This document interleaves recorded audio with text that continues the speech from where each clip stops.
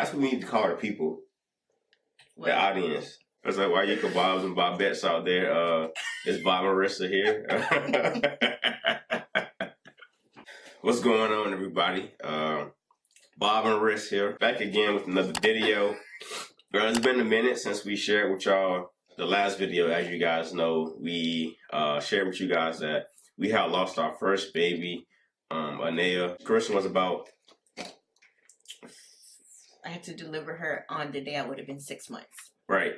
So if you didn't know about that, you can always go back to our channel and check that video out. But we are here to share with you guys that we got another one on the way, people. It is another one on the way. We actually found out, it's January, today is January, Martin Luther King Day. So we found out back in November. It happened pretty quick. Carissa did the stillbirth in September.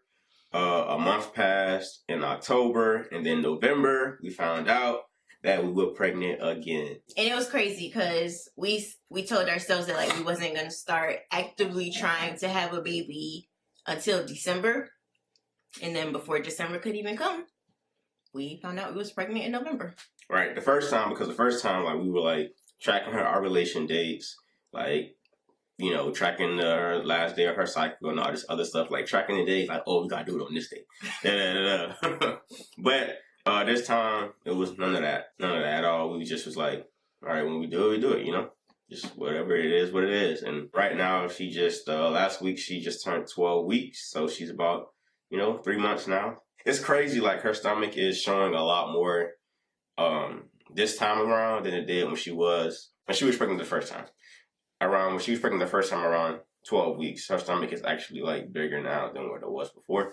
And when I found out, I mean, of course she knew before I did, and we were going out of town, and she was like, said, "Oh, I have a surprise for you," but she couldn't hold it in. Of course, I was excited, I was nervous, I was, just anxious and all that stuff, but very, very happy. And then of course my emotions started to kick in, especially with Anea and stuff. And then I just kind of like broke down a little bit and cried because, we had just lost our baby, and then here we are pregnant again, and it just brought back a lot of the feelings I felt before with Anea. But then, like, of course, I was just, I was still grateful at the same time because God is just faithful, man. He's good. I don't know. I was excited when I found out. Honestly, I wasn't even worried or scared or anything. I was just like excited because I knew that we wanted to have a baby, and like, I don't know, I guess like the fear and stuff didn't really hit me until a few weeks into the pregnancy, because we found out I was 4 weeks when we found out, so it was still very early. And when did I start like freaking out? When I started getting time for like the doctor's appointments and stuff. I couldn't even get to the doctor until like I was 10 weeks pregnant because it was holiday season. They were all booked up, all that stuff. Mm-hmm. So I need you to like be in the middle of the frame. So just that waiting period between me actually turning 8 weeks and being able to go to the doctor, I got super anxious and just scared. And I was like, just what if the same thing happens with this baby that happened to Anea? And I didn't think I would feel that way. So just having those emotions come up was like a lot. I think it's hard, like after you lose a baby or after something traumatic happens and then you find yourself in a similar situation, it's hard to not think about like what you went through already and like be concerned about it. But I feel like as Christians, it's very important for us to remember to trust God and just to remember who's in control, to remember to not put that same pressure on ourselves, because like you don't know what's going to happen. This could be a perfectly healthy baby. We could have a perfect pregnancy. Like nothing can go wrong this time around. And I would have spent my entire pregnancy worrying that something bad was going to happen and not like really being able to enjoy this blessing that God has given us. Yeah, I'm just being real. Like you do get worried sometimes. That's just our natural human state. So just being realistic. You know, we're not sitting here saying that, oh, we didn't have fears or we didn't have. Of course, we have those things, but that's when you go to God. You know, you go to God with it. You pray for each other. You pray with each other. You know, you pray on your own, and you just remember who God is and His Word. You know. Oh, also, I wanted to say, and this will kind of tie into like what this video is really about.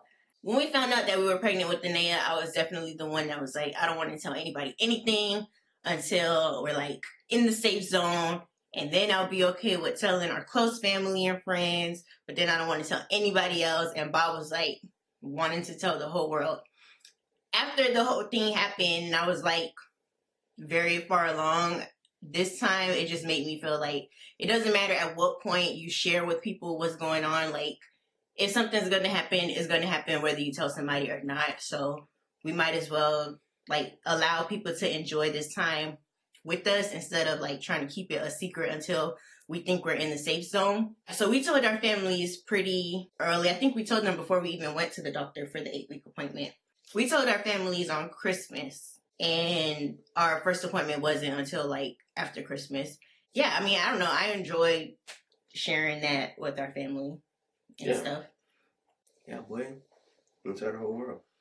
And this time, obviously, with everything that happened with Anea, we did want to do like genetic testing and stuff like that. Just the things that we didn't do the last time, just in case, you know, if something was to happen, we would at least be able to look back at these tests and say, like, you know, something was wrong or something wasn't wrong. And with us doing the genetic testing, we were obviously able to find out baby's gender. Mm-hmm. And we want to share that with you guys. We actually don't even know what the gender is right now. We just picked up this little envelope from my doctor that has the gender in it. And we want to just have this experience with you guys because you guys have been just involved already in what's been going on. And I thought this would be a nice way to like continue to keep you guys involved and all that good stuff. But before we get around to sharing the gender with you guys, we're going to insert some clips of us telling our friends and family what the gender of the baby is so that you guys can experience their reactions as well. And then we're going to come back and we're going to open the envelope and we're going to find out the gender together, and it's going to be awesome. It's going to be great. It's going to be so cool. Yeah. Hey, it's a bro.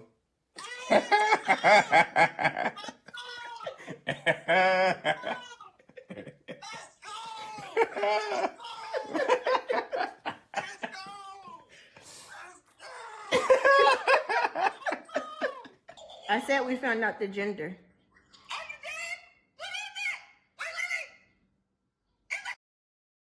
It's a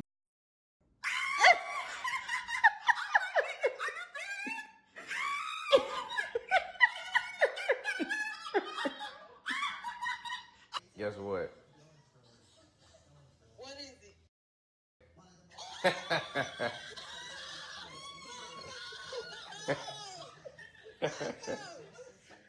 Okay. We're back. You want to open it? She said that she highlighted where the gender is. Okay.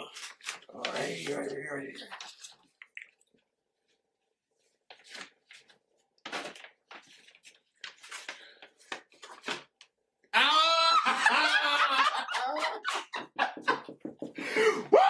Let's go, boy. I told you. Nah, you said it. No, I said it. I said it. Oh my god. I said it. I said it. Bob. I said it. I said it. Let's go, man. M-A-L-E. What does that spell? It's a boy, y'all. It's a boy in his thing. Woo! Oh my Lord. Thank you, Jesus. Oh my God. He was gonna be like, he wanted this inside the first time for the girl.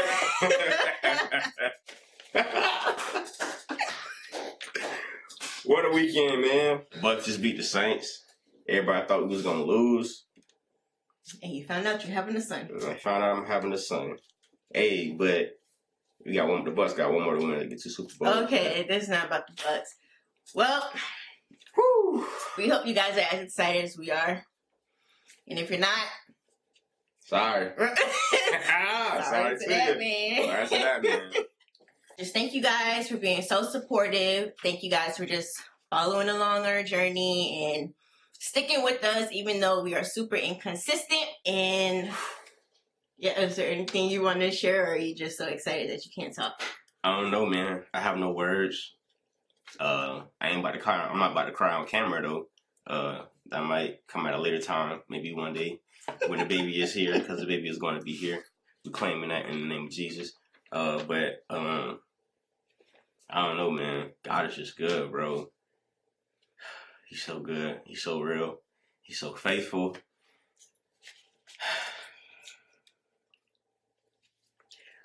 Okay, y'all.